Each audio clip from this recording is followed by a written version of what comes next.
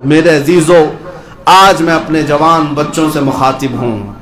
मैं आपको हालात की तरफ ले आना चाहता हूं। तुम अपने मोबाइल खोलकर रात भर इंटरनेट देखते हो। तुम आज अपने घरों में बैठ करके गेम के लिए अपने घंटों कुर्बान करते हो। तुम्हें पता भी है उम्मत आज किस कसमपुर्सी से गुजर रही है।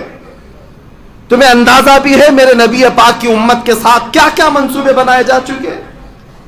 एक बात याद रखना, रसूल मुख्तार सल्लल्लाहु अलैहि वसल्लम ने फरमाया, मल्लम यहतम बिअम्रिना फलैसा मिन्ना। जिसने सुबह इस हालत में किया कि मेरी उम्मत की फिक्र नहीं किया, वो मेरी उम्मत में से नहीं है।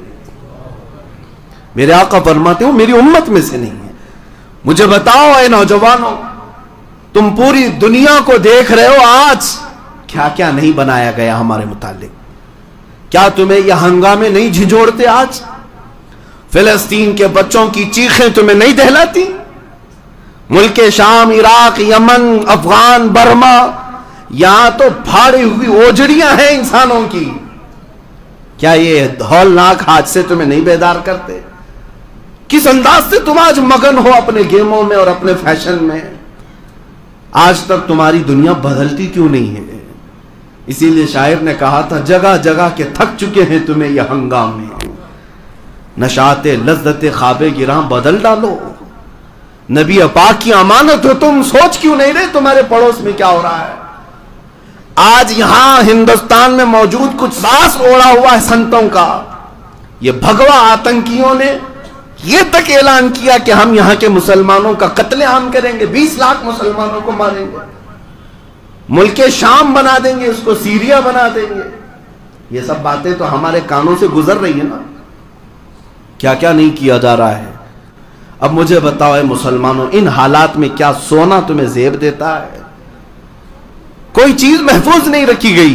चंद दिनों पहले ये सुल्ली ऐप, बुल्ली ऐप नाम से जो औरतों का कारोबार चलाने के लिए इंटरनेट पर मुस्लिम औरतों की किरदार कुशी की गई। पता है आपको?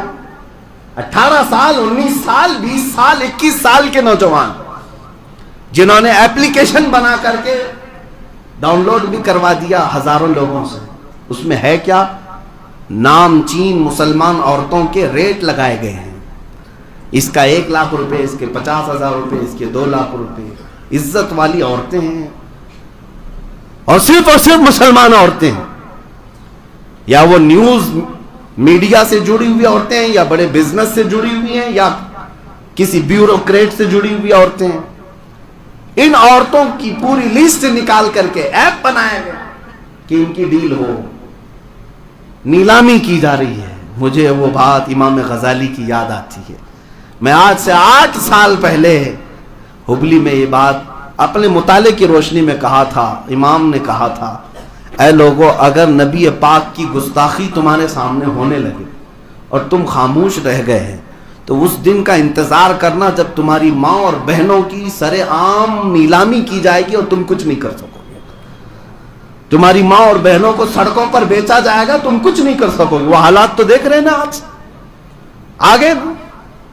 इंटरनेट की दुनिया पर हमारी माँ और बहनों को नहीं बेचा जा रहा है, उनकी बोलियां लगाई जा रही हैं। साइबर क्राइम नाम से पुलिस डिपार्टमेंट में एक पूरा ओहदा मौजूद है। ये चाहे तो 5 मिनट के अंदर इन एप्लीकेशंस को खत्म कर सकते हैं, अरेस्ट कर सकते हैं। किसी की तो पुष्टपनाही होगी, किसी की तो। और धर्म के नाम पर मुसलमानों के कत्लेआम की बात की जाए, उनकी गिरफ्तारी नहीं होती। कुरान अजीम की सरेआम तौहीन की जाए, उन्हें खुले छोड़ दिया जाता है। ये सारे हालात तुम्हारे जगाने के लिए हैं। ऐ मेरे अजीज बच्चों, उठो, बेदार हो जाओ। तुम आज बेदार हो जाओ। नबी पाक सल्लल्लाहु ताला अलैहि वसल्लम तक तुम्हारे अमाल पहुंचाए जा रहे हैं।